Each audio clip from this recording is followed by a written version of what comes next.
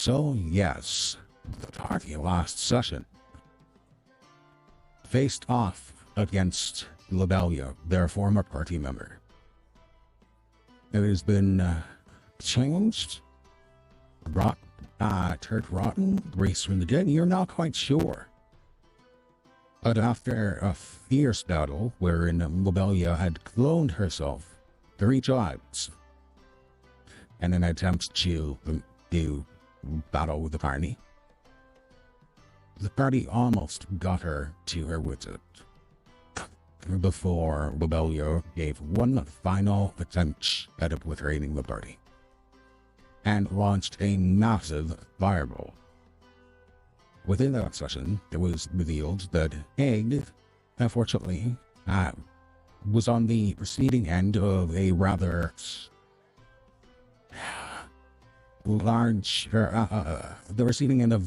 large bite, which had some unintended consequences, unfortunately. This is now a thing that Spidey must deal with. This is the thing that Egg must deal with. But before we get too far into it, everything fades to black. One of on its side, that word is it. Just to let you know, there's a tiny bit of static sometimes. Yeah, it makes it hard to understand that particular voice.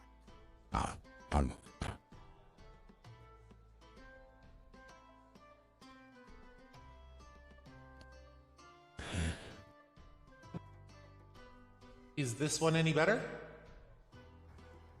Better, not staticky. Okay. So everything has faded to black. Let me find my music.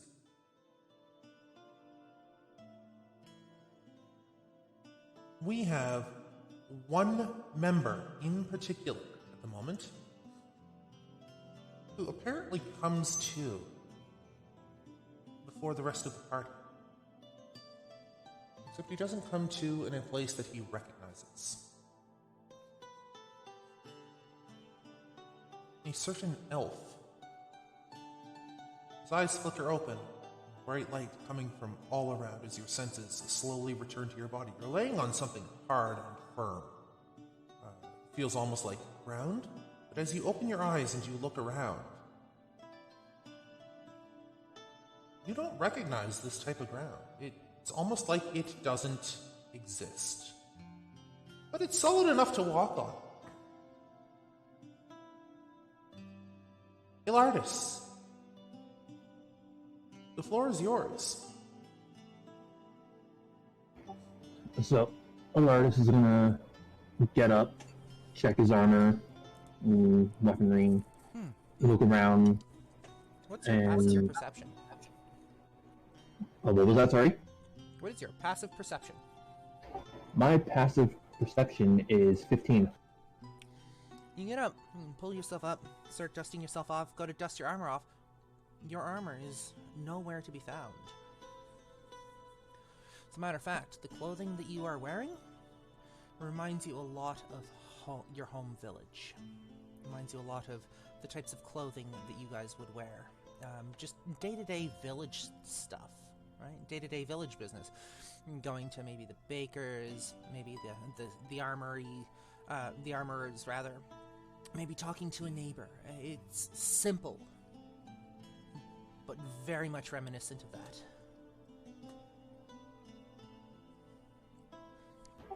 Elardis takes a moment, checks himself over, and the first thing that comes out of his mouth when he stops looking at his attire and looks around is, "Hello? Is anyone there?" Your voice echoes across what appears to be wide open distances. There doesn't appear to be anybody there at the moment. Hello? Hello? Hello? Hello? Just off into nothingness. The sky is... well, what you're assuming is the sky is bright. But other than that, there's nothing there. Elardis is gonna walk slowly. What he would assume is just ahead. He's looking around. It's pretty much all just the same. So he's gonna just start moving forward and like, hello, is anyone there? Hello?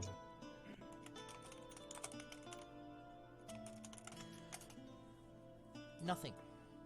Absolutely nothing. For the moment, you are all alone.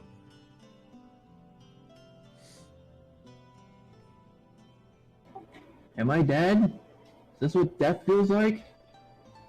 I mean, kind of sucks, but I'll take it, I guess. You mortals always make such a racket. Do keep it down. Some of us were out drinking last night.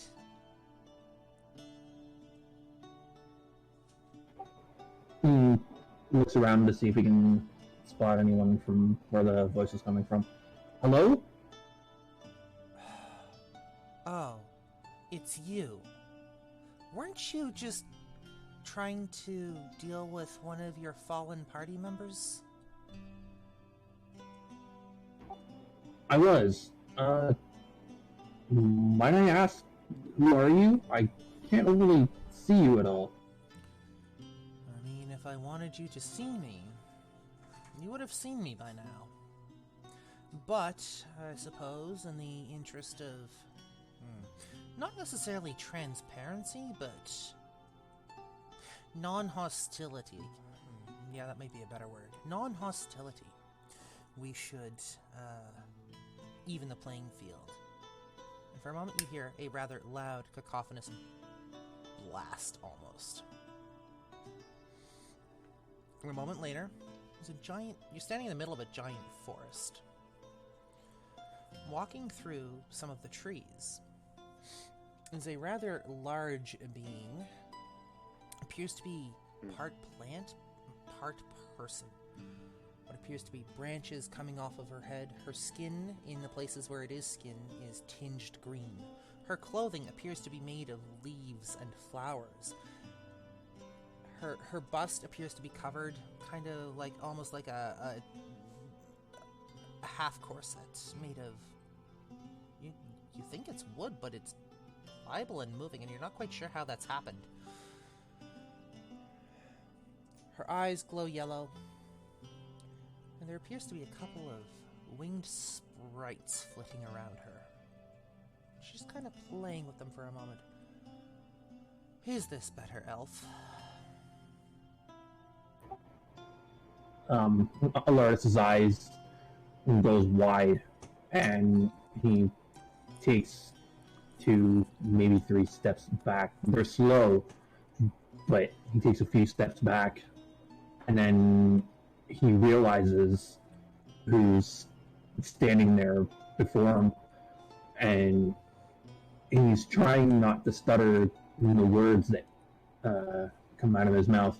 He's just, I've only heard stories. I didn't even know you actually existed. And immediately he drops down to one knee, lowers his head, and he says, "Forgive me, Queen Titania. I didn't know." You know who I am. Stand up, elf. You don't bow to me for the moment. He reluctantly he stands up and still kind of looking down to be respectful and says, "My apologies, Your Grace." If we are going to talk, we should be talking, perhaps, I mean, we're not equals, don't let that fool you, but perhaps we should be talking on the same level? For the moment, you may dispense with the niceties and talk to me as if I am even close to the same level as you. He just nods and raises his head. So tell me, elf, what brings you to my doorstep? Why go through all of this for one person? Why not just retire. It would be so much easier, would it not?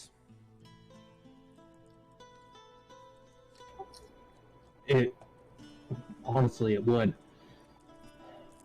But I can't.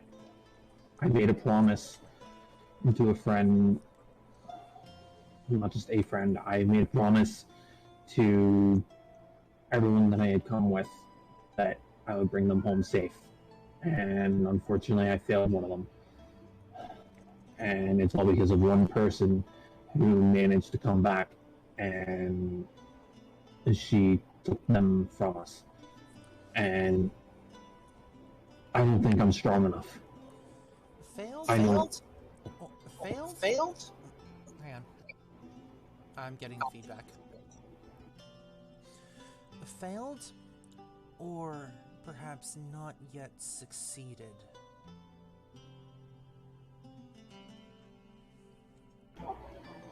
Honestly, I don't know really. I mean, right now she's in the hands of the person who took her life and is now using her as one of her puppets.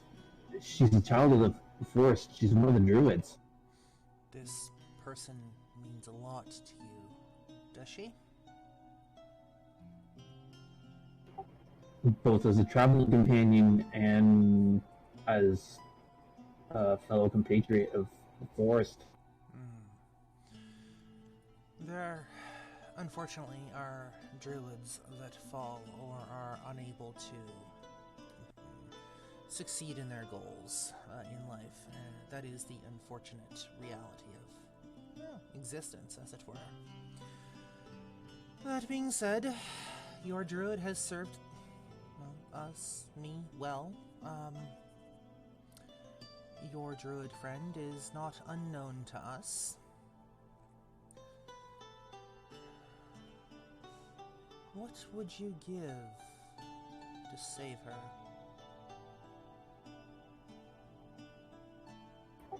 Anything, really. Be careful. Your words have power. The word anything. That can be taken at quite literal face value, elf. Honestly, I don't know. I think at the end of the journey, I guess I could always become your champion.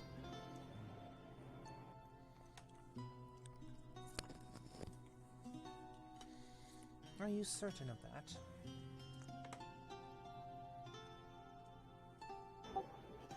After losing my father, who was the Archdruid of Aldoran, and after setting off for hundreds of years, finding my wolf companion, and traveling around with my compatriots, I haven't been more sure of anything in my life. That much is definitely no stretch of the truth.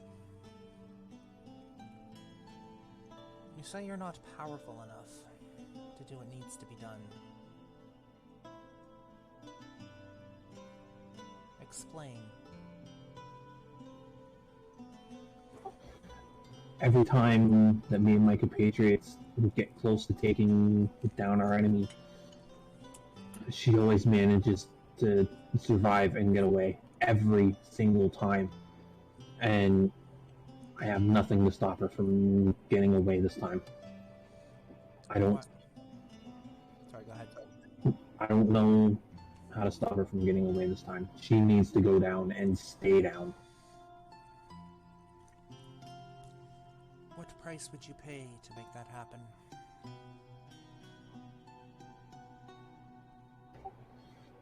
By the end of this journey, when everybody is home safe and everything is set right, then I would give you my life. My life and my service. That is an interesting choice of words, but tell me, would you hold true to that vow if it means moving through this world and the next that comes after, undying and unyielding?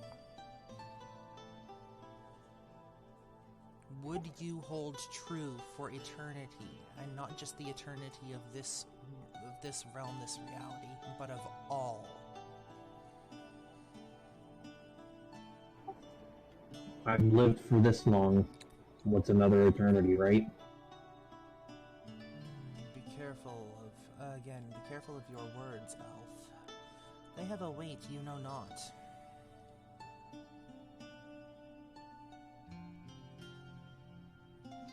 But I am. if you are willing, there may be something yet that can be done in order to help you achieve your goals.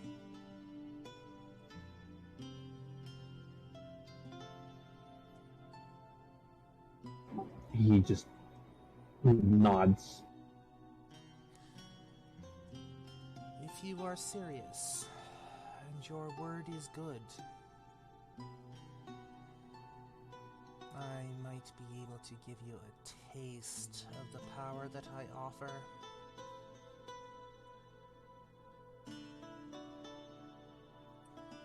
In exchange for your servitude until the very end of existence itself.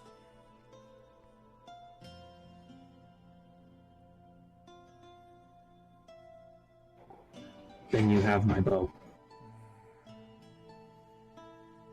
Remember, you are the one that agreed to this. I understand completely.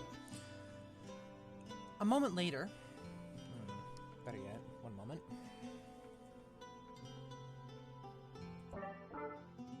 A moment later, Elardis. The scene in front of your eyes fades.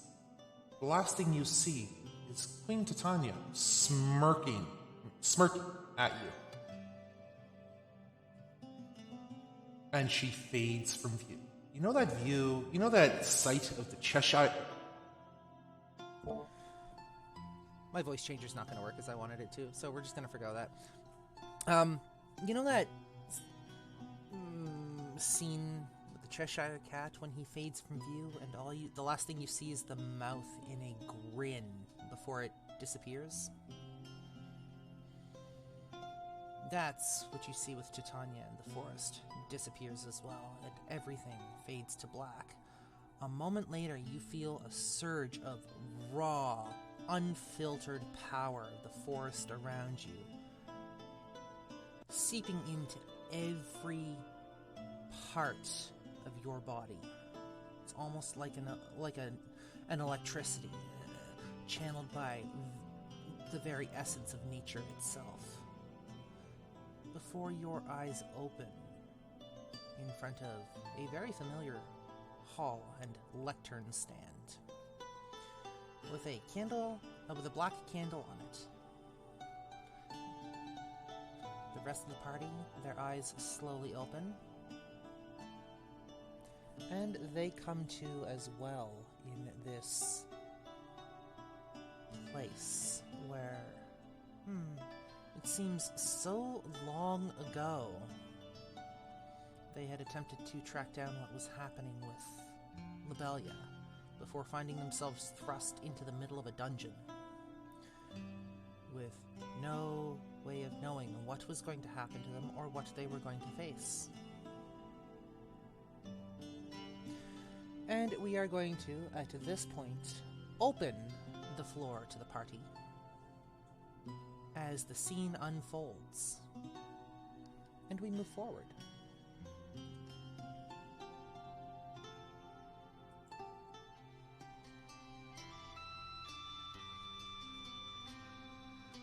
Elardis is gonna look about himself again and realize that he's back in his armor and gives keep a couple of quick pats and looks around and says, "Was I dreaming? Is that what that was? I've never slept. That's really weird." Elardis, your very nerve endings feel like they are on fire, leaving a residual tingle almost. You're not quite sure. You've never felt anything like this before, but you do know that you feel flowing through you. Just raw power. Something you've never felt before. We're going to skip to the rest of the party for a moment. We're going to go down the list one at a time. Critter.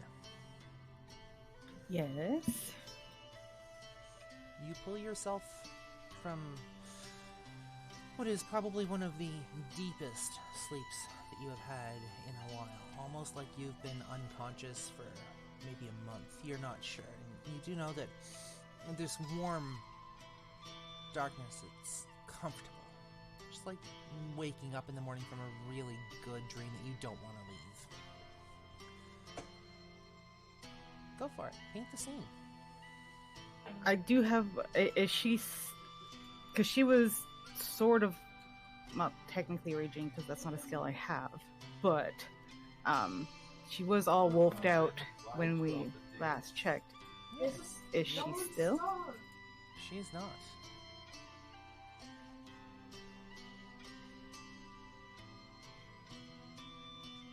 One moment, folks. Sorry. No, you're good. Or no, she is not. And all her stuff is back to normal, because I think I remember like her clothes going. Everything the seems treads. to be as it was. You do still feel that raw. You do still feel that kind of wild energy flowing through you, however. Yeah, she's sort of gonna give herself like a once over, and like no fur, feel her head, no ears. Okay, teeth are still really sharp, but sharper than they should be. You still have ears. You know what I mean? They're where they're supposed to be. And she's just gonna take a look around. The first thing she's looking for is if lobelia is still kicking around. Lobelia is nowhere to be seen. And no one looks crispy. They all look like they're just starting to rouse from a deep sleep.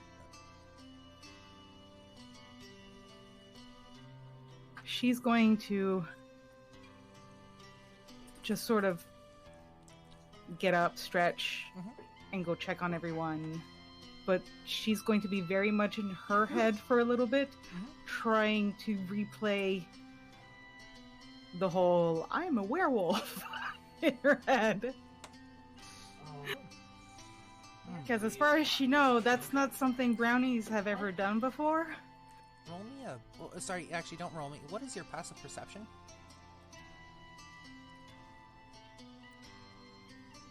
15.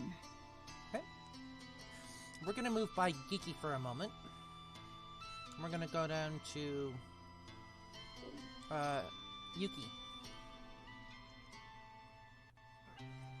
She is going to sit up and utterly panic because, oh crap, sorry, just came out. Why am I not crispy? Why am I okay? And just sit there pondering while patting herself, thinking, I'm still on fire, must put out. Guys, why aren't we dead?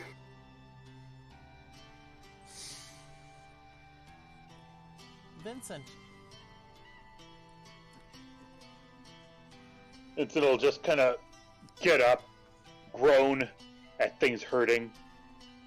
Not because he's still in pain from everything, but because he's old. Just kind of moves his leg, there's a big cracking sound. Stretches his back, another big cracking sound.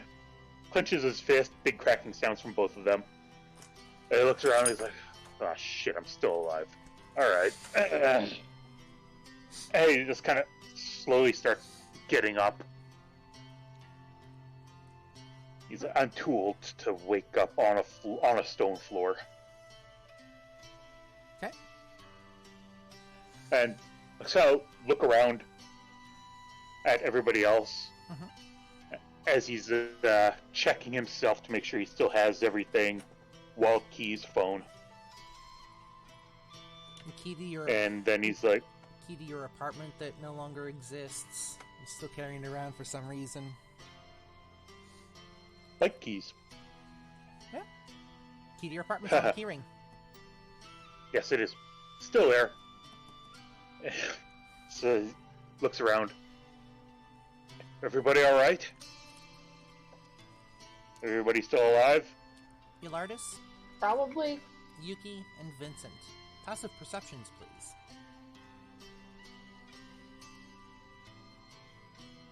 Vincent, 14. 14. 15. So all of you notice this without too much issues, really. The first thing is that lobelia is nowhere to be seen. The second is another slumbering figure on the floor, just starting to rouse themselves. Stretching, somebody that you haven't seen for a hot minute. At least that's what it feels like. You're not sure. Dreams are weird. Another fearbold, actually. Fairly familiar looking. Nico. The last thing you remember is walking through this dank, earthen cave, cavern, dungeon with the rest of your group. And then nothing. Just basically a fade to black. And now you're waking up here. So, your go. The floor is yours.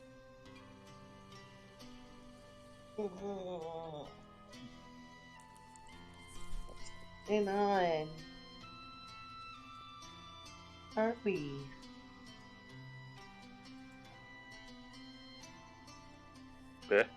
Pardon? What's going on? Where are we? Oh, I cannot do the voice anymore. T.S. Been a while, huh? So, that presents a new, shit. not a problem, but, we're gonna have to adjust Nico a bit. Yeah. Cannot do the voice no more, guys. You're good. You just, no, don't apologize. You're good.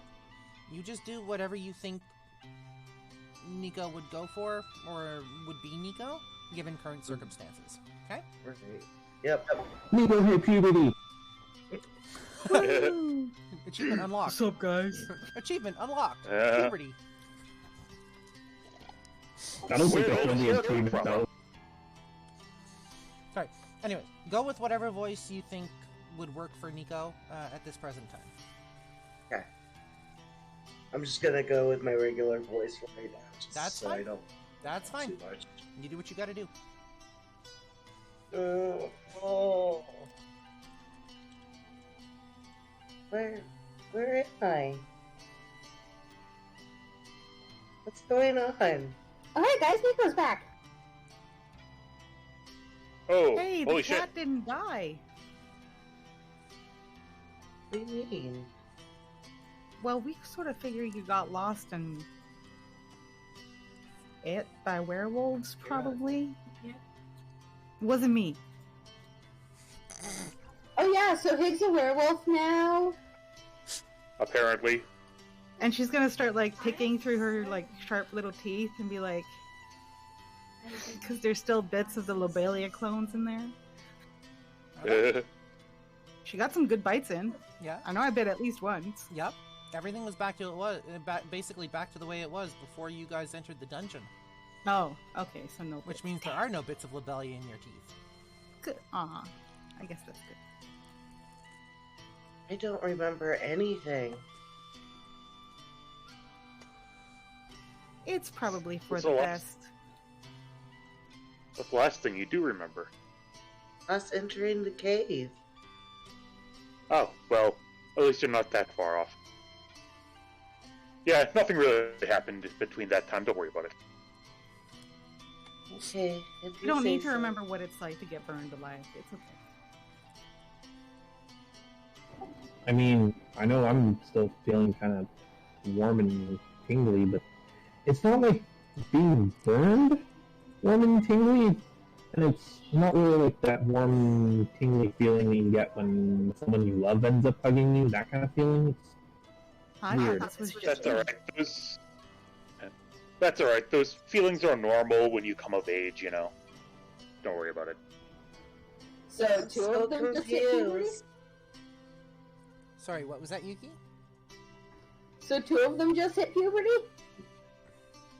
Elardis cocks an eyebrow and looks over at Vincent and says, Vincent, I'm old enough to be your ancestor. I don't know when elves balls drop.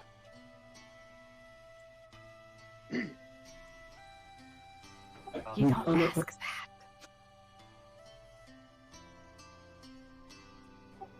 The brownie gets it. Mm-hmm. I'm so confused. What's puberty? We'll tell you when you're older. How do you live in a library and not read books on puberty? Did your parents teach you nothing? No. Yeah. If Well, we I'm ever not doing get it. back, I have to have a talk with those two. Oh, you sweet summer child.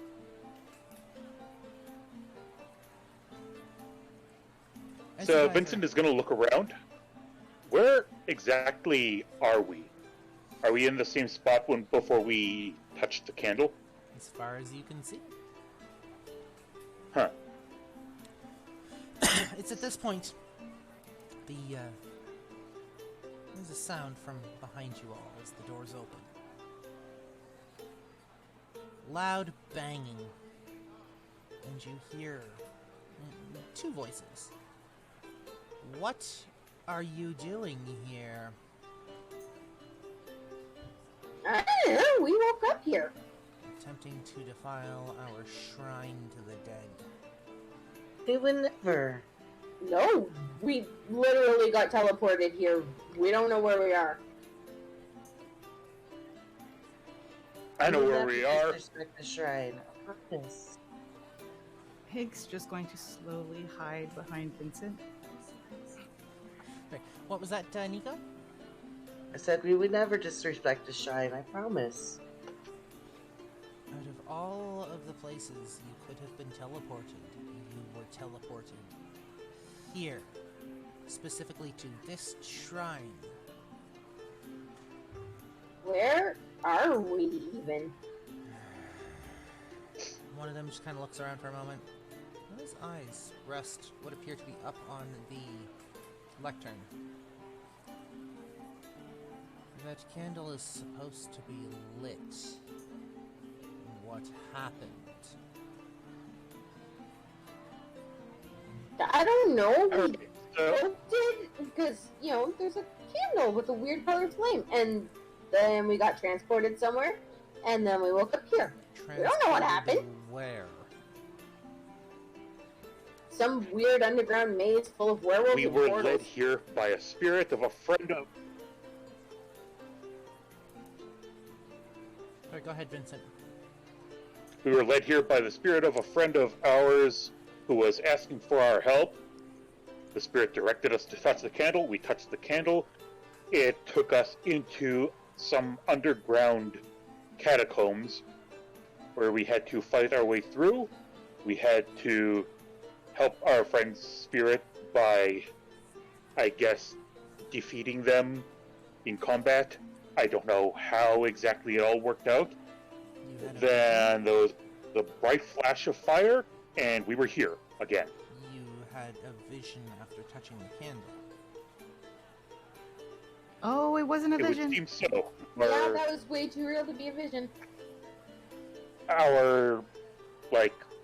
Because we suffered injuries while we were in there, we don't seem to be injured now, so You've received. it was either a. You've received a message from beyond the grave. Yeah,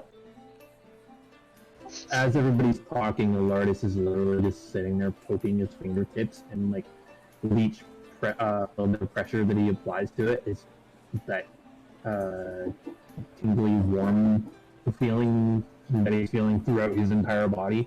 It gets a little bit worse, but it's not agonizing. It's just there, but it's more intensified. It's just like, that is really, really weird. Does he actually say that, or is he thinking it? No, he actually says it, but like he's more talking to himself, so he's kind of mumbling it, I guess. Mm-hmm.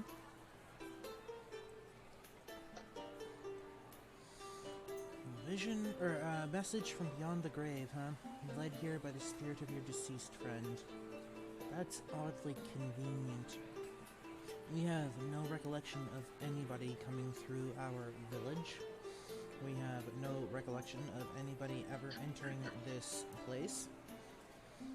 All we know is that you're suddenly here, and we don't know how you got here. We don't know. Yeah, we don't know how we got here either. We walked through the woods. When we came to this town, we saw nobody. We looked in windows, we checked homes. There was absolutely nobody here. To our eyes. You're gonna feel the tug on your leg, Vincent, and it's Hig, and she's gonna whisper, "Remember, we couldn't talk either." Oh yeah, and we couldn't talk either. There was some kind of effect where we weren't able to hear any... Well, I don't think we were able to hear any sounds for a while, and then we couldn't talk for a while. So... Interesting.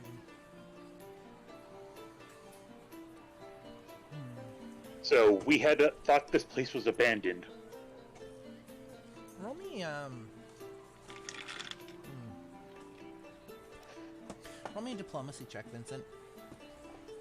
Diplomacy? Mm-hmm. This is D&D. Persuasion. Thank you. Persuasion. Listen here. Okay.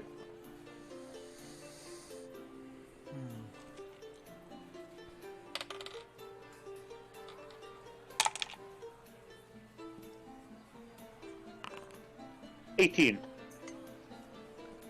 Alright. I'm just gonna listen to Vincent for a moment.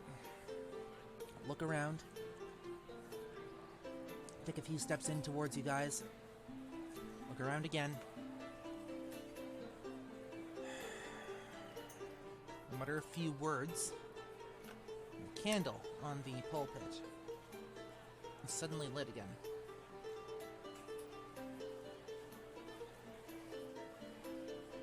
It has been a while since messages from beyond the grave have been heard.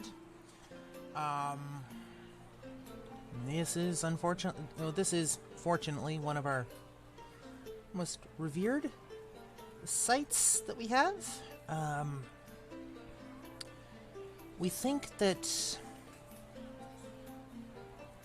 experiences like that need to be taken very seriously. So, seeing as you appear to mean us no harm, seeing as you appear to believe what you're saying, and he just kind of stares at you all for a moment.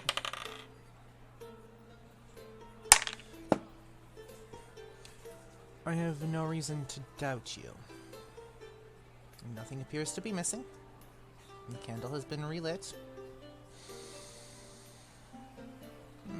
You may need... I'm willing to, I guess, offer you maybe a place to stay for the evening, so long as you're on your way tomorrow. But for now, tentatively, our village is open to you. Oh, cool. Thank you. So, he rolled a 2 on his sense motive, which means he's pretty sure you guys are just all telling the truth. And when it comes to Vincent's persuasion, he rolled a charisma check of 2. Who?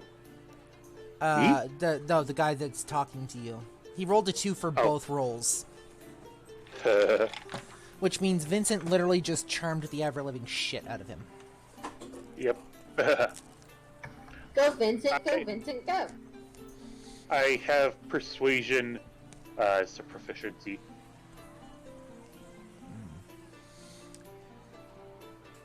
You are sure that you are, Wait, none of you are injured. why do I have that as proficiency? I don't think we're hurt. Everything remains, as it were, before you received your message and your guidance, I suppose? Oh, wait. Unless... Aren't we actually hurt, though, some of us? You guys are back to... basically, I'm resetting you guys to full. Yeah, long rest, everybody. Not just a long rest. Full health, full spells, everything. I seem to be fine.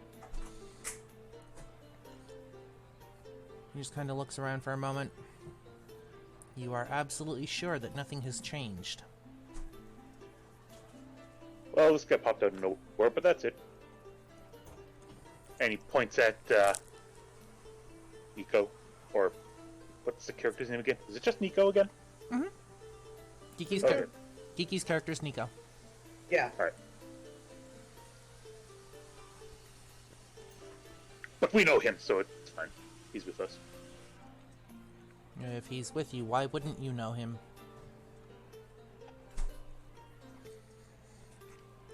I don't know, just think conversation. Well, so long as nothing has changed, if you guys will follow me, I can show you where you can bed down for the night. It's a shame. Augers. It's been a while since Titania's visited us. We keep hoping, but... Oh well, maybe next time. He just kind of walks out. Who's Titania? Elardis' ears perk up, and he's not sure if he should say anything about it or not. You're, the two that burst into this building and basically threw open the doors, turn around and walk out. Not really waiting, not really looking behind, figuring that you will follow them. I'm gonna chase Okay, after I him go and just be like, who's Titania? Guys? Guys! I'll just go with him. Titania? You don't know the Queen of the Forest? The I mean- deity of... basically... Not personally. the sovereign patron of, like... the forest? Would Hig know this? Hig, roll me a history check, please. We need to find out what I'll be you right know. back. Yeah, no worries. So, to answer her question, then she's gonna be... I mean, I've heard old stories and stuff, but I thought it was just fairy tales. Let's find out what Hig got for a roll first. 13. You've heard rumors of Queen Titania. She appears where she wants. Nobody really tells her where to go or how to do things. She's a free spirit, as it were, and kind of roams from place to place, pops up, maybe when dire messages need to be given, or maybe a little bit of an extra hand. At the same time, she's not somebody that you'd really want to cross because, well, she holds the might of the earth behind her. She has a habit of... people that cross her have a habit of disappearing into fissures in the earth that may or may not have been there before, or finding themselves maybe needing a little more photosynthesis than most people. You've heard rumors of one guy who actually spurned her,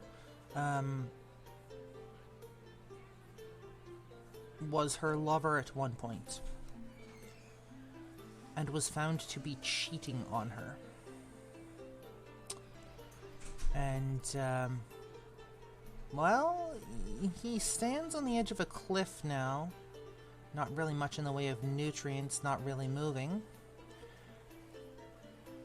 Waving in the breeze as the wind whispers through his leaves. Poetic. Hig is going to relay that wonderful information. And also, has she noticed Lardis's sussy behavior. Are you keeping an active eye out for this? She's keeping an active eye out on everything. She's a bit paranoid right now. Roll me a perception check, please. We're not going to go with passive. This is an active use of the skill. 25. That was night 20, and that's 20. You notice that Elardis is acting, actually, yes, a little bit weird. It's a little out of character for him, at least as long as you've known him. You're not quite sure whether this is something that he does every so often, but there's something off, if that makes sense. One moment, folks.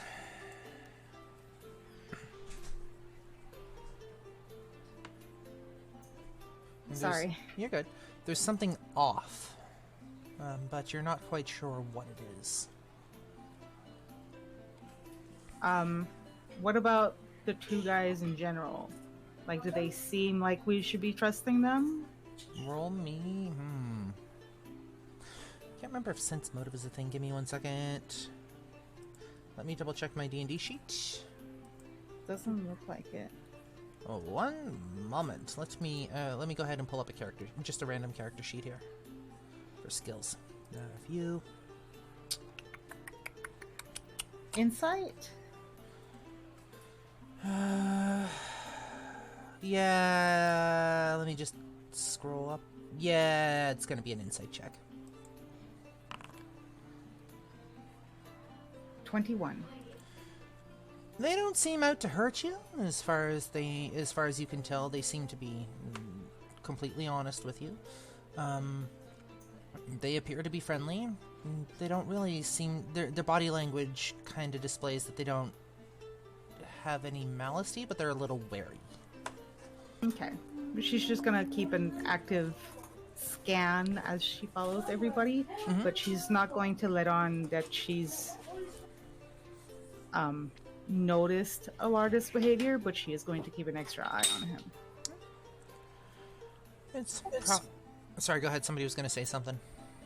Oh, I was just going to say, Elardis isn't exactly trying to hide it, but he's also not making a big show of it either. Like, he's just kind of... Like, he's still kind of poking himself, because, like, that warm, tingling feeling just doesn't seem to be going away. But he doesn't feel like he should be freaking out about it either, so he just kind of keeps the info to himself for now. Okay. So, probably about 15 minutes later, these guys aren't exactly running. They're not moving fast, but 15 minutes later, walking through this tiny village. This village is actually a fair bit bigger than you guys remember, more than just the area that you'd stumbled on. They arrive outside of a building. Again, it basically looks like a giant log cabin, but as you walk in, you realize that it is actually kind of an inn with a tavern on the bottom level. One of the guys goes up and talks to the innkeeper. They carry on a conversation for a couple of minutes. You can see the innkeeper nodding and whatnot, and every once in a while, one of the guys that found you in the shrine points back at you, and the innkeeper nods. And then a moment later, he comes back and he's like, "Okay, we have it set up. You have a place to stay for the night, and since you seem to be in need, we are not going to charge you for tonight, but you must be on your way tomorrow. Don't stick around here much tomorrow. But you at least have a safe place for this evening." Thank you. Thank you. He nods. If there's anything else you need, talk to the guy who runs the place, the guy behind the counter, and he will see what he can do for you. What's his name? One moment. She totally had a name prepared, guys. I told you, today's an improv session. Fuck off. I know.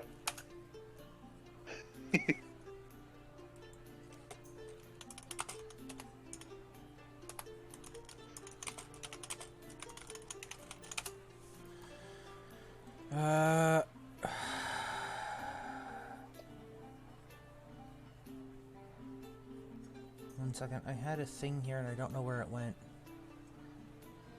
Where is my Trello board at?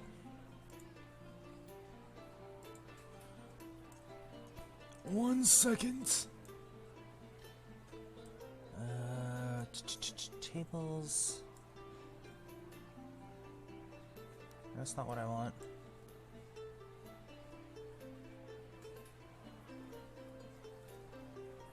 Where the fuck?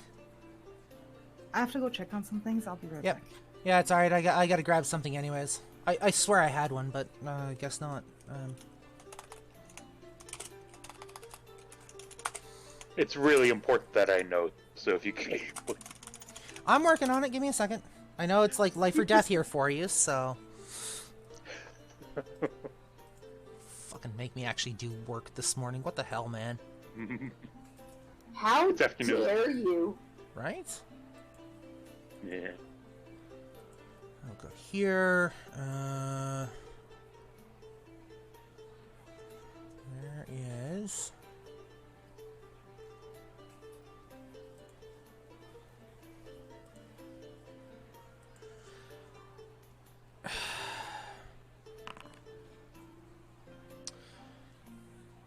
The innkeeper's name is Arena. Arena Rolana. Cool. Arena will take care of you. Or at What's least... the name of this village, by the way?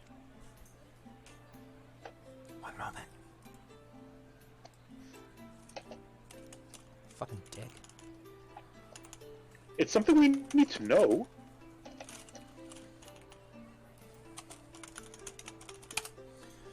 One second.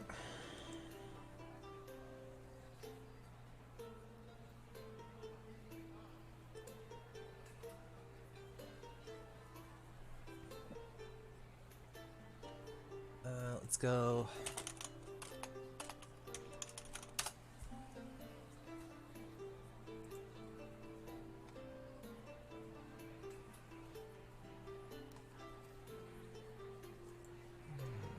Not that.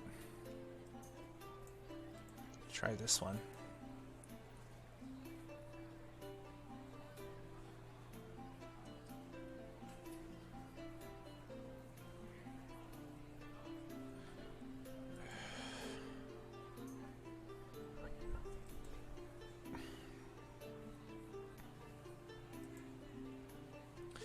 Boar spit pike. Boar spit pike. Did I hear that correctly? Yes, boar spit pike. Boar spit is all one word.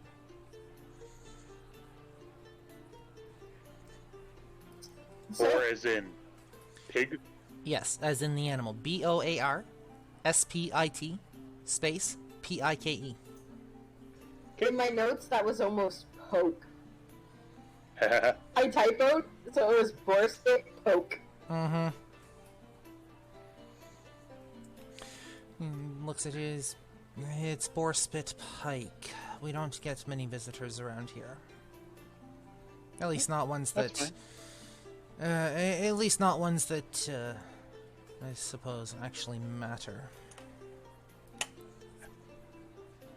That's fair. People just coming and going kind of thing. Yep, for the most part. Anyways, if there is nothing else at this point, I will, take my leave. Absolutely. Thank you, Mr. Why you gotta do this to her? Because he's enjoying it, because I gave him shit last night, that's why. Oh, so this is revenge. Okay. Yeah, so in his campaign that he runs on Saturday nights, I run a literal horn dog, an anthropomorphic wolf cleric that literally wants to fuck everything. Including frost giants, was it? Yes. Yeah. This guy, one second.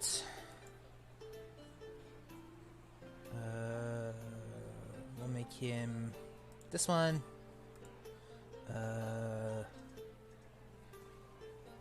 That one. That one. That one. We'll go here. go here.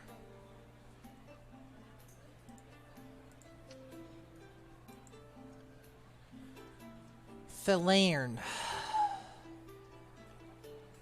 F-E-L-A-E-R-N.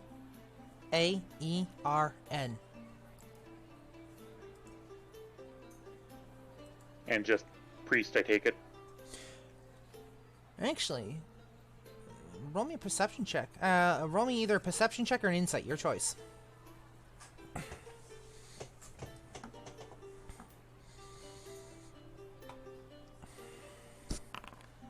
12. Not a priest. Actually, some sort of, it potentially looks like an adventurer. Until he took an arrow to the knee. I mean, potentially looks like some sort of fighting individual. Probably a fighter.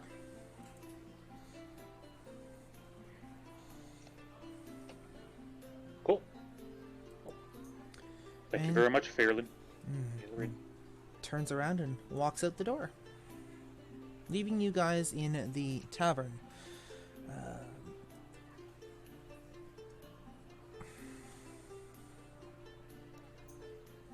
Cool, I get drunk. Hill is going.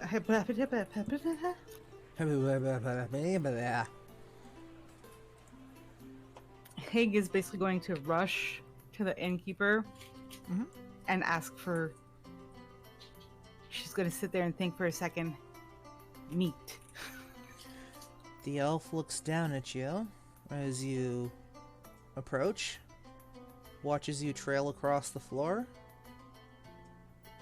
Climb up a stool. just stares at you.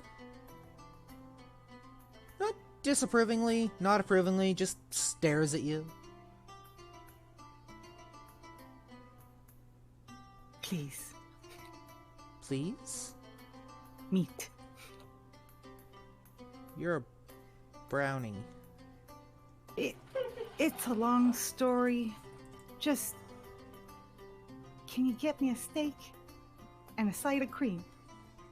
It's been a really, really, really long couple weeks. I mean... yeah?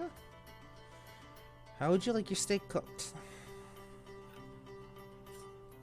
Not. You see him stare at you for a long minute.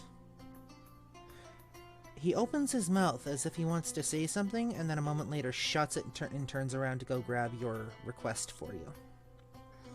And under her breath, you just hear Yuki going, "Geez, you might as well just bite the cow in the ass, Hig." I don't see cow here, but if you do, let me know. It's a few minutes before he comes back with steak and cream. I want to know what Nico's up to.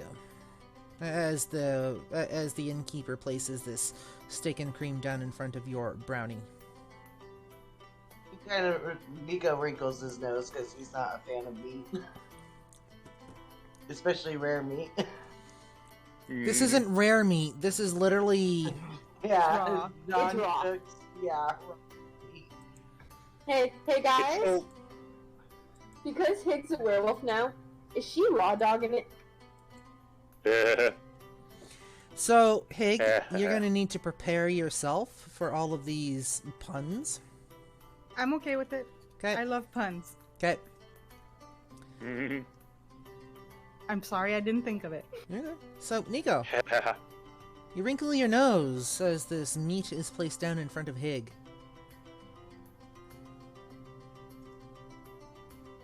Excuse me, I'm just gonna go. And he walks off because he doesn't want to see it. Okay. So, where are you going? I'm just kind of like, I'm still staying within, the tavern. Yeah. Just getting away from the meat because it's gross. Okay. I'll probably sit down at a nearby table and listen. Is there like somebody playing music or anything, or? At the moment, there is not. Okay. There's a bit of a din in here, kind of almost like background white noise. as people are kind of talking and doing their own thing. Appears to be a fairly lively spot, especially for a town this small. But nobody actually playing music. Okay. Then he's just kind of gonna sit to himself and ponder over, trying to figure out what happened with his memory. Trying to see if he can, like, bring any sort of memory of what happened. Okay. As you're doing that, we're going to move on to Elardis. So Elardis is gonna order a steak, not cooked, for Kiba, and then he's just gonna order probably a meat and cheese sandwich and the biggest beer he can get his hands on. Okay. Yuki? I'm gonna just ask for a snack, some fruit, maybe a roll, something like that. And if they have it, any sort of juice, milk, whatever they got, I'm not gonna be too picky about that. But not alcoholic, please. Okay. And Vincent? Vincent's going up to the bar, says, "Hey, kind of drinks you have here?" That depends. What are you looking for? Something hard. Had a rough day. How hard are we talking? What would put a dwarf on its ass?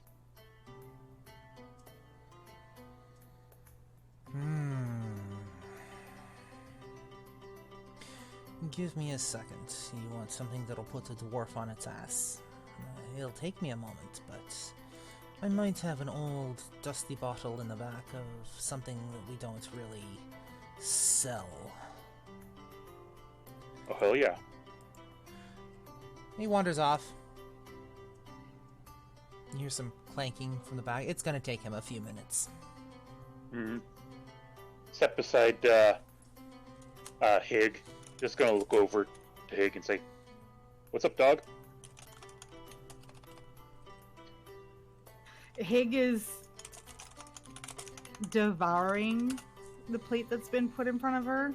It's not pretty. There's no grace. She's just, this steak in front of her is probably like as big as she is, and she's just like both hands just hoovering, and she just looks up at you and goes, "Yeah, real." She likes go just long enough to go like, "Yeah, real funny," and just keeps eating. It's a little grin. And then, whenever the bartender comes back, he's also gonna pull, just a second.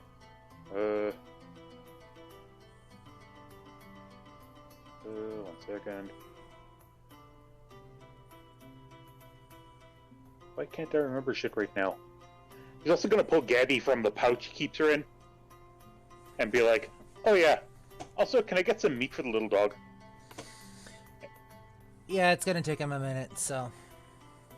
it's gonna take him a minute to find your drink. No problem.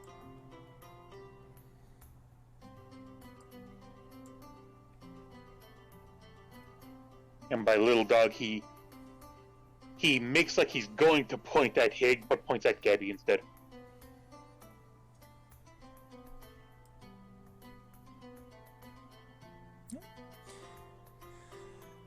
One second here. Looking.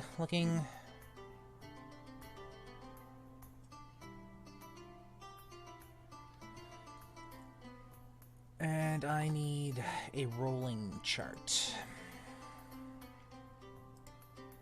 Bear with me for one moment. So, your innkeeper disappears looking for your alcohol. Comes back probably about 20 minutes later. Places food down in front of everybody who's ordered it. And then he places a black bottle in front of Vincent. Ooh. Now, Clink. He places a glass down on the counter in front of the bottle.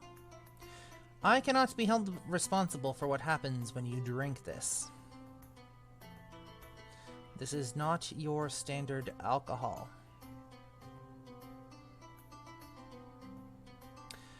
This has had disastrous consequences for people of normal constitution. But if you know how to hold your alcohol, you stand a chance of being able to actually maybe stand up out of your chair after a glass. Yay, consequences! Shotgun it.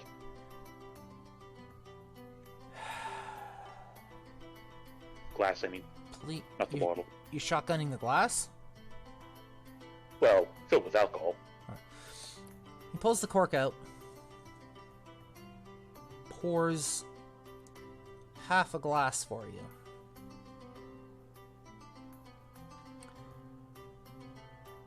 This is what we call ambrosia. It was blessed by Titania herself. It's been sitting here for about 200 years, give or take. Oh. You're shotgunning what's in the glass? Just kind of raise the glass to him, then throw it back.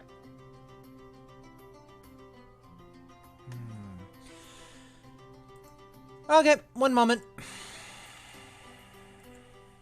Since the barbarian has decided this is the hill he wishes to die on.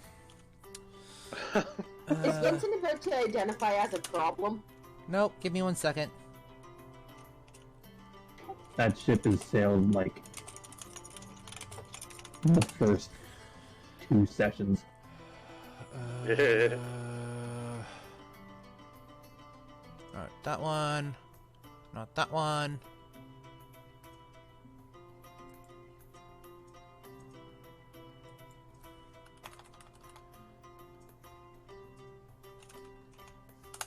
There we go.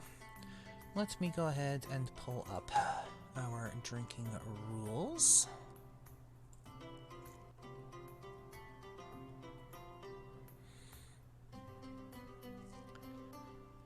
That's not what I wanted.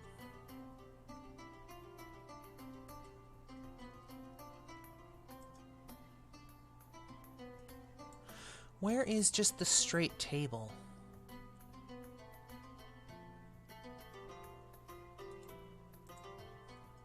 I had one here. Specifically for Vincent. I can't find it.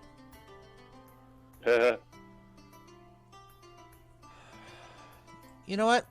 Roll me a Constitution saving throw. We'll do it this way.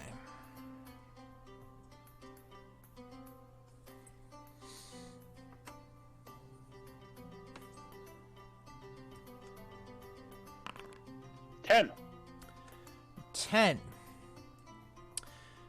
You shotgun the glass. Well, the contents of the glass.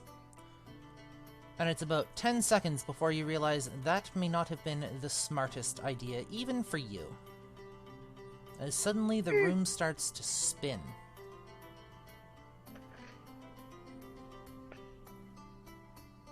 How do I use this? And the bartender stands there staring at you. Well? Vincent is doing his damnedest to try and not show that something's happening. How was it? So good. Would you like another?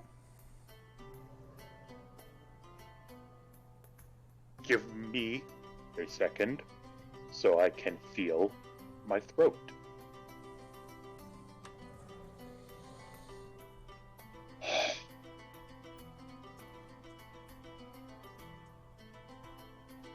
Yeah, hit me.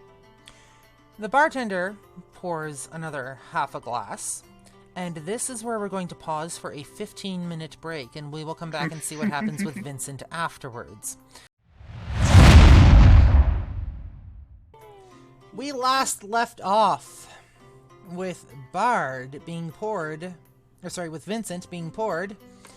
a second drink.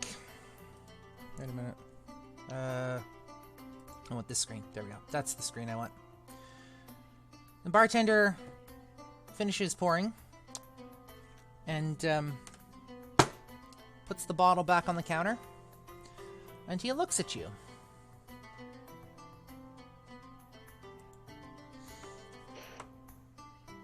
Raise the glass to him. Bottoms up. Roll me a Constitution saving throw, please.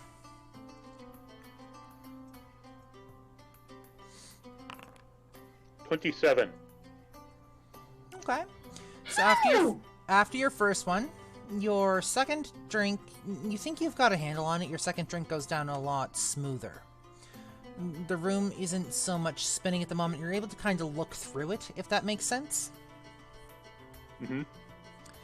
And the bartender looks at you, picks up the bottle, and literally just raises an eyebrow in a silent question.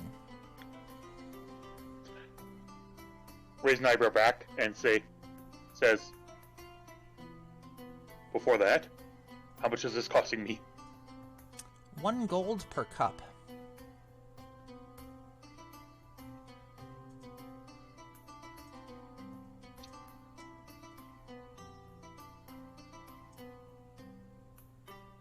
Hit me. He pours another one, puts the bottle back on the counter after filling the cup up about halfway, and says nothing as he stares at you. Raise a glass. Drink it down. Roll me a Constitution saving throw, please. That At is disadvantage. 29. At disadvantage? Okay. Yep. Right after you see the crit success, huh? Nope. That dice rolled before I saw. That dice rolled after I started speaking. 12. The room's a little wobbly. All of your Constitution checks from here on out are going to be at disadvantage. Gotcha. The room is a little wobbly. It's starting to spin again, and you're pretty sure he didn't have a twin before.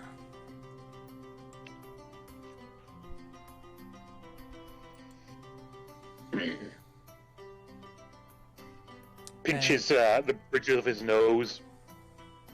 Make sure his eyes are still pointing in the right direction. Mm-hmm. Then he'll tap the bar for another. Once again, your innkeeper picks the bottle up, fills the glass halfway, and puts the bottle back down on the counter.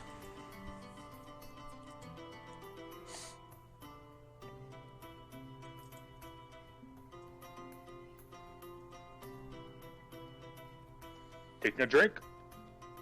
Have you had enough yet? 10. How much? 10.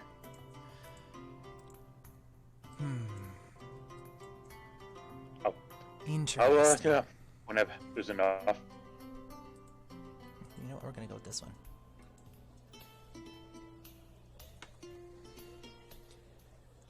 Vincent, with that fourth drink, the inside of the tavern seems to be changing for you. It seems to be a little seedier than it used to be, a little more worn, a little more decrepit, maybe a little more run down, and there's all sorts of what appear to be rowdy types in here, making an awful racket, as the barkeeper looks at you and simply just raises an eyebrow, again, questioning silently with his bottle in hand. Actually, hold on, let me grab an actual bottle here. With his bottle in hand.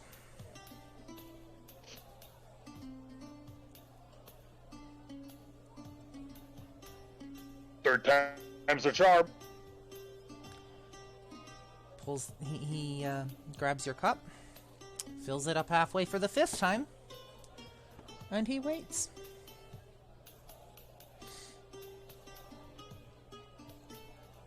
One down, one up. 27. That at disadvantage? Yes. Or no, 21. From over in one of the corners, there appears to be a racket being made. You're not quite sure what it's about, but two people appear to be angrily yelling at one another. In your drunken state, you can't make out their words, but one of them appears to be moving rather aggressively towards the other one as you're looking around.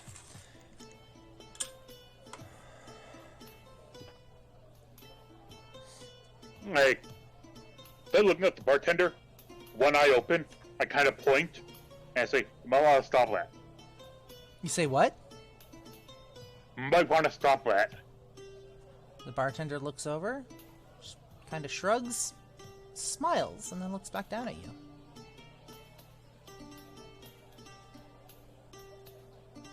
No, it's not a problem for him, it's not a problem for me.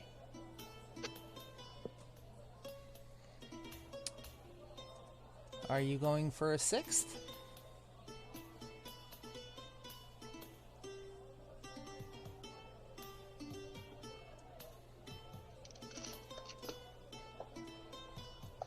Hey, Blaze. Mm-hmm. High or low? Why?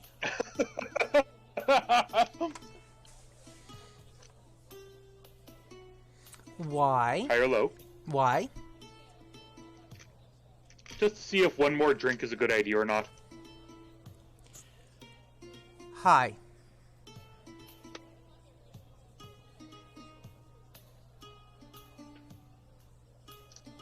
Vincent will kind of look at the bartender, look at his drink, and then he'll kind of just turn his glass upside down and put it back onto the bar and say, Are you tapping out already, my friend? Don't tell me this bottle's gotten the best of you yet. Or already.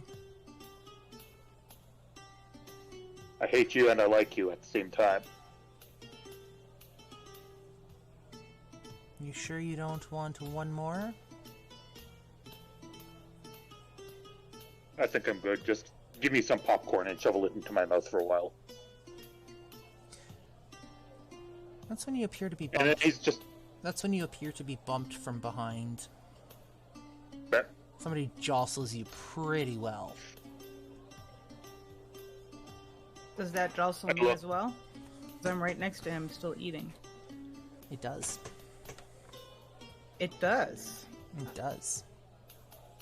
All right, let's make a roll. who's that? Pardon? Who's that behind me? Nobody says anything. No, I actually... That's me saying, who's behind me. I look. Pig. Oh, you're actually looking? Yeah. It appears you have actually bumped into Hig, or something that resembles Hig, in your drunken stupor as you waver from side to side, somehow hitting the back of your shoulder. Hig, please roll me a dexterity saving throw.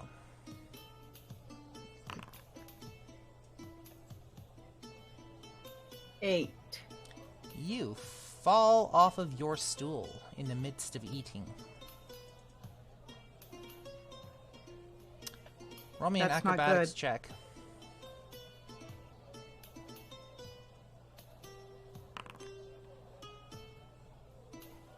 $19. You manage to catch yourself before you land on the floor nose first.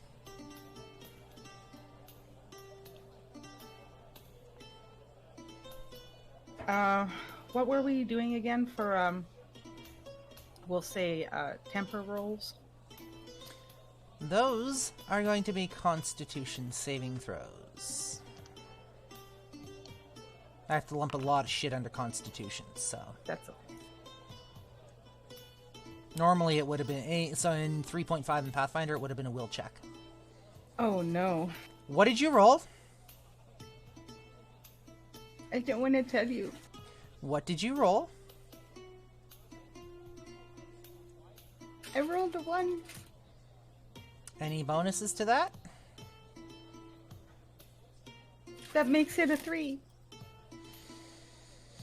This just got interesting.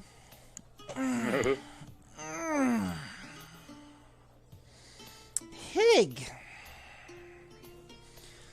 Your barbarian, thinking he can handle his alcohol, apparently, flips his glass over and bumps into you, knocking you off the stool. Rips you away from your steak. Interrupts you in the middle of a pretty decent meal, actually. And you feel that heat start to rise within you. It's a little hard to control. You're not expecting this. You just want to enjoy your steak before it, goes to waste and gets a little too rotten for you to eat. There's a certain sweet point before that steak becomes too untenable. Mm-hmm. You manage to catch yourself just before you hit the floor. But it's highly annoying.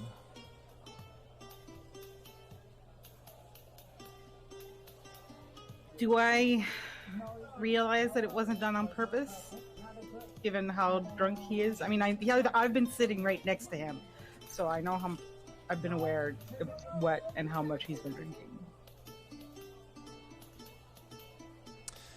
Roll me a wisdom check.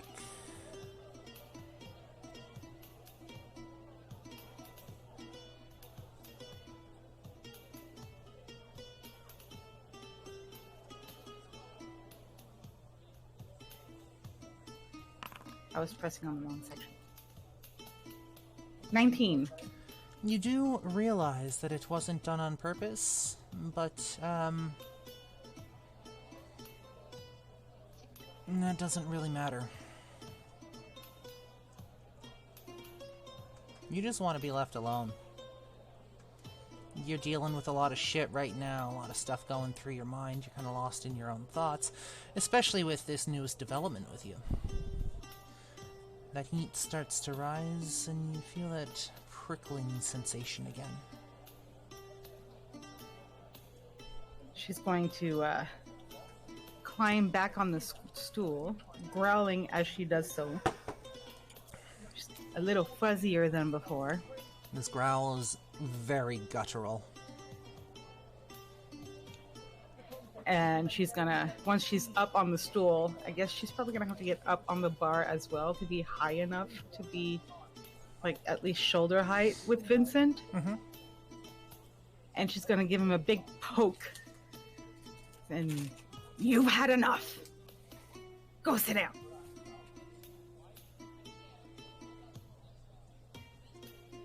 Vincent?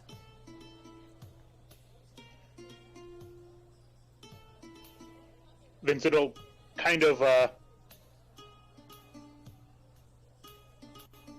head like kind of tilted to one side as he's trying to hold it up.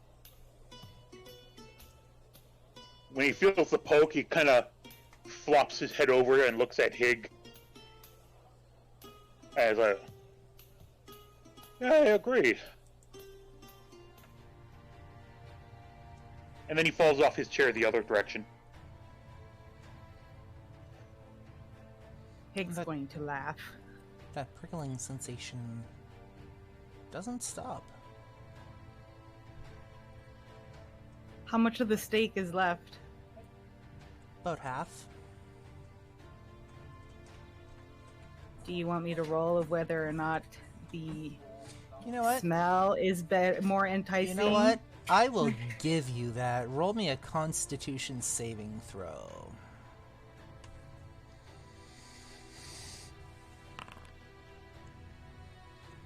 $18.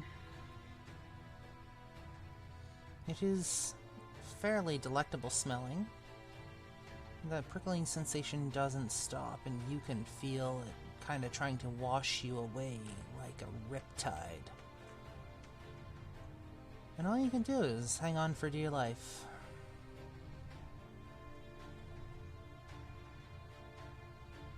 She's amused by the fact that Vincent fell like that.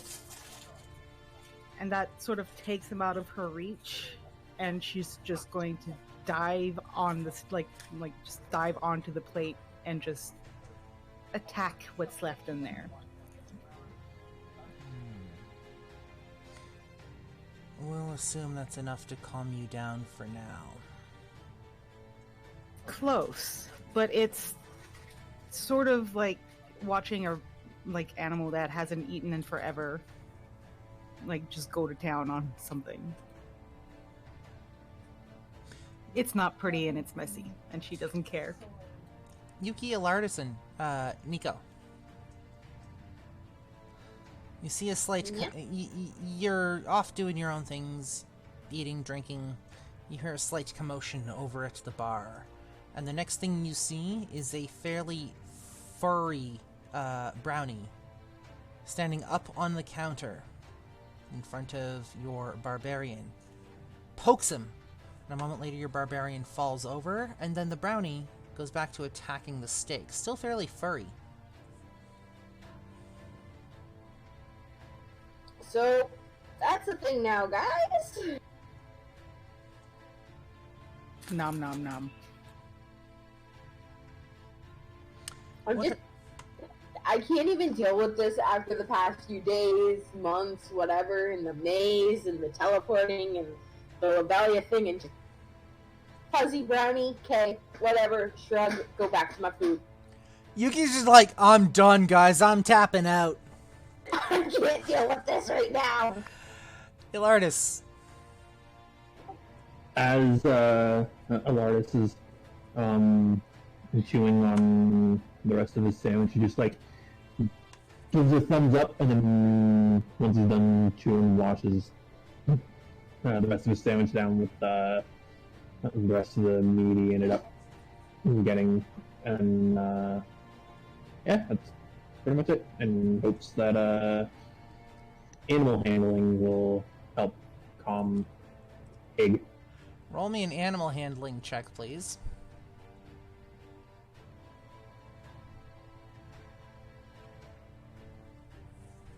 Oh my god, I haven't even considered that. Could have been a thing.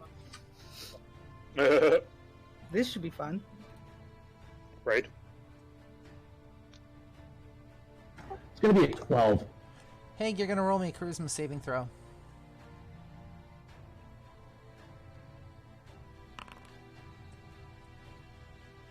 Eight. The animal handling check works. Before we get to that, we're gonna pop over to Nico, who's been oddly silent. Oh, I just mute myself so you don't hear my kids. Oh, I get that. But he's gonna go, oh no, Vincent, and then like get down beside him. Are you okay? Do you need help getting back up?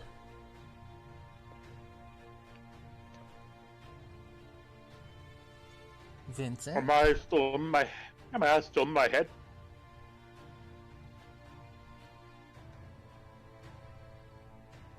Can you say that one more time? Are my eyes still in my head? Yes, your eyes are still in your head. You hear it come out, someone is, still head.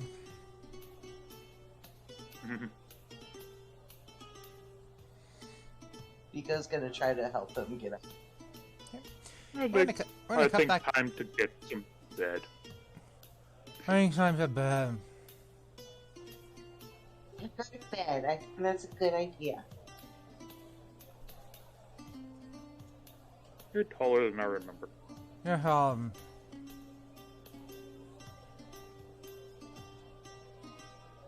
Okay, if you say so.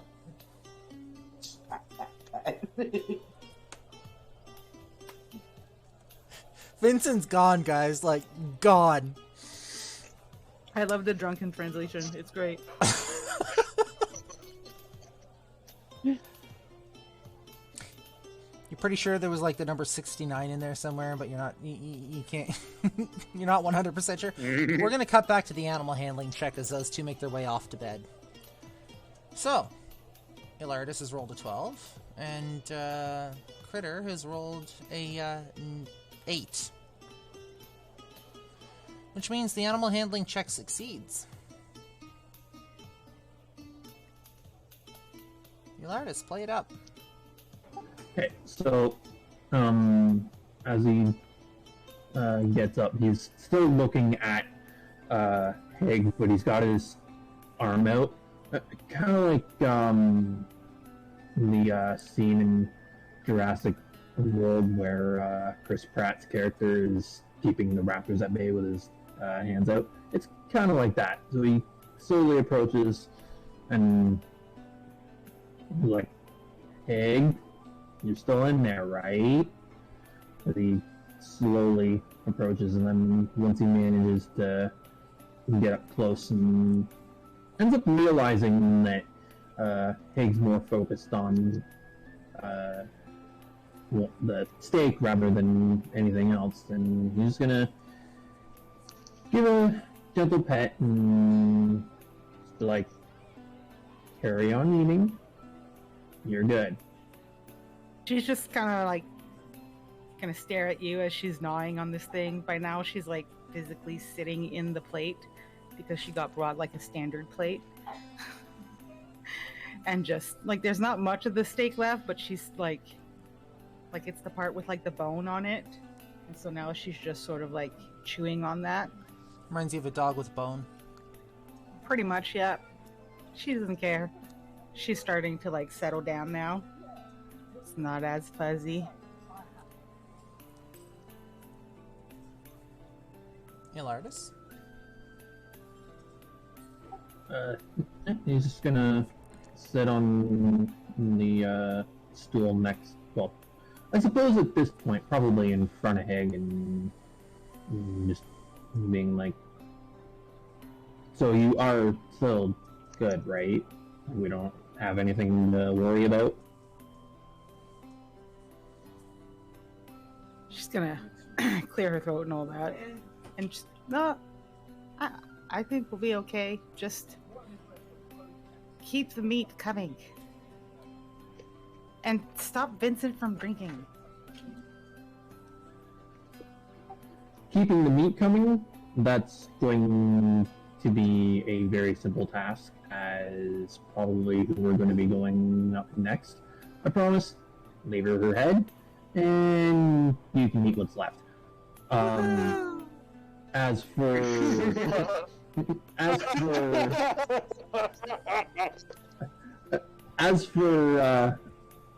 Vincent not drinking, let's put it this way. I'm not old enough. There's certain things in my long lifetime that I can manage to do. That's not one of them. Alright. Well, we'll just have to see. More cream! Bartender nods, places another little dish of cream in front of you. And as soon as she's gonna knock it back, put it down, let out a really long burp, and fall over and go to sleep. Yuki. So Hig's like child size versus my 7'2". So Yep. I'm just gonna pick her up and cradle her like a baby and go, okay, guess it's bedtime, and make my way up to my room while carrying Hig.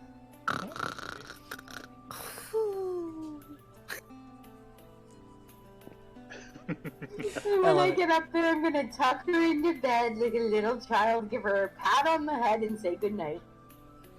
Little legs twitching like she's chasing something.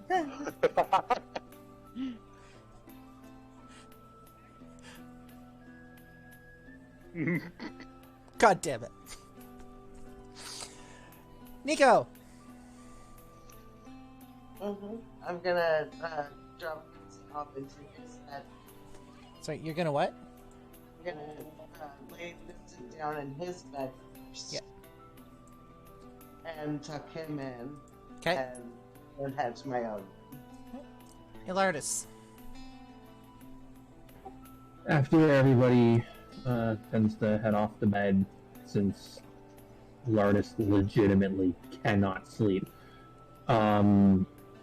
He's gonna get up off of the bar stool, and he's gonna step outside and sit on the edge of the, for lack of a better wording, the porch, I guess, for the tavern.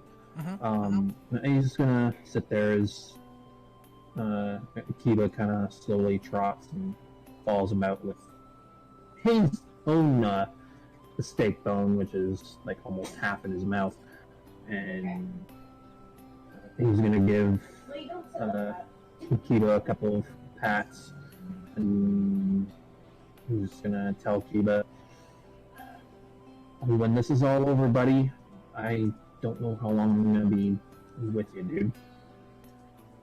I don't know what's gonna happen after this. I don't know. Honestly, I don't even know if we're gonna win. But I need you to do me a favor. Keeper just kind of looks up at you. I need you to stay with Yuki. Keep her safe for me.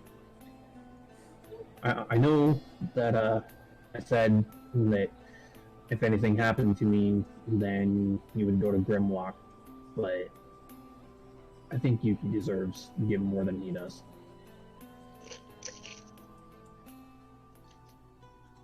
Elardis. You're talking to Kiba. You get the distinct impression that Kiba knows exactly what you're saying, more so than most. You get a slight whiff of a scent that reminds you of a vision you can kind of remember. Standing in the middle of a forest with somebody important. You hear a voice whisper in your ear, almost as the breeze blows by you gently. You want to try your bow? What was it? 1 second. I had it. It was on the tip of my tongue.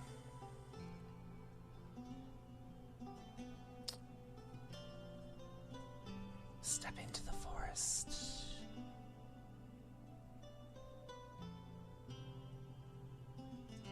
Test the gifts that I've given. He's gonna, Lars is gonna get up and give Kiba a pat on the head. You know, we're going to the forest, buddy. Give me a moment. We're gonna head out here. And Elardis is gonna turn real quick and yell over to the barkeep.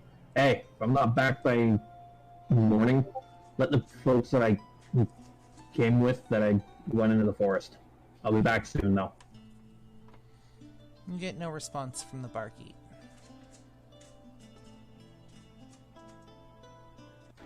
So Elardis shrugs and then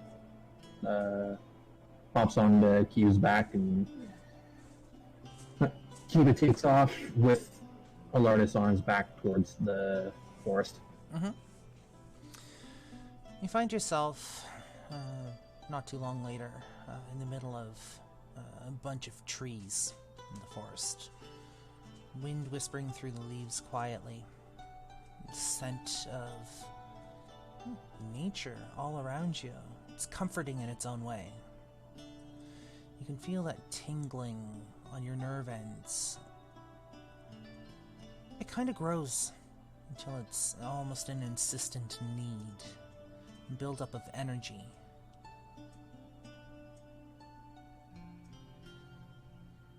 Close your eyes and ground yourself.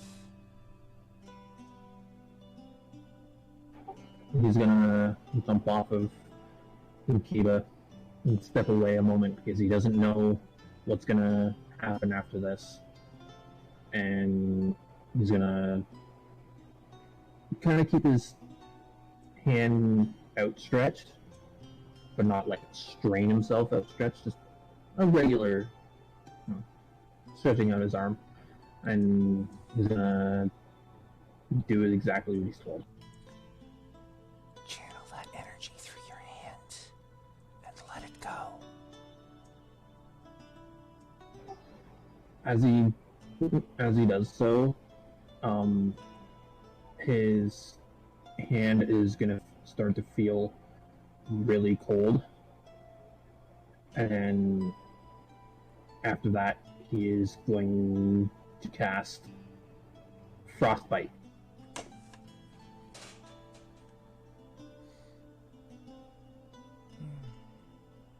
So, describe Frostbite to me. Be right back. Yep. What the spell does, I can cause numbing frost to form on one creature that I can see within range. Mm-hmm. The target must make a Constitution saving throw. On a failed save, the target takes 1d6 cold damage, and it has disadvantage on the next weapon attack roll it makes before the end of the turn. The spell's damage is increased by 1d6 when I reach 5th level, so it'll be 2d6 at 5th level, 3d6 at 11th, and 4d6 at 17th. So, the only creature that you see around right now is yourself and Kiba.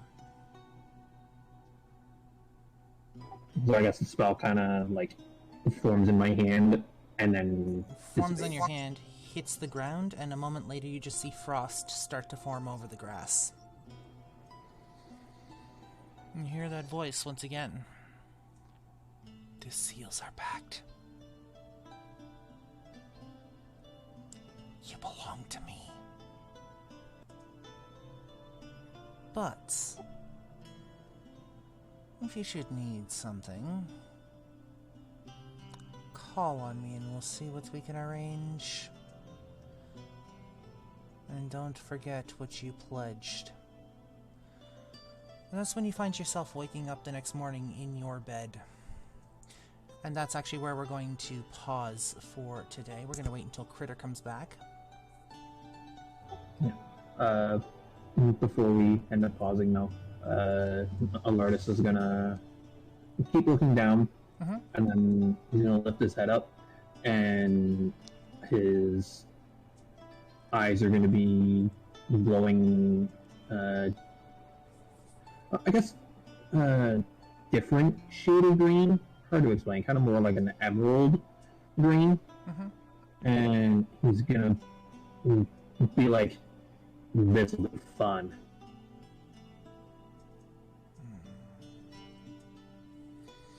And you hear Vincent somewhere in the inn. God damn it, my head! We'll get to what happened with Vincent next session. Mm-hmm. That being said, Vincent, you did technically drink enough. 1 second.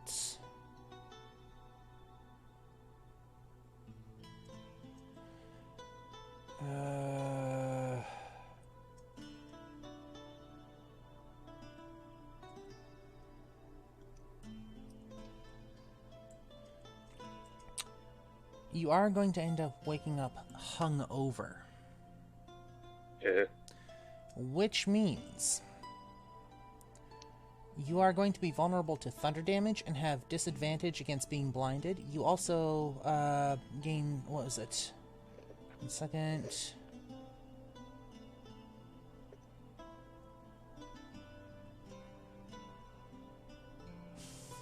Four levels of exhaustion, I believe it is.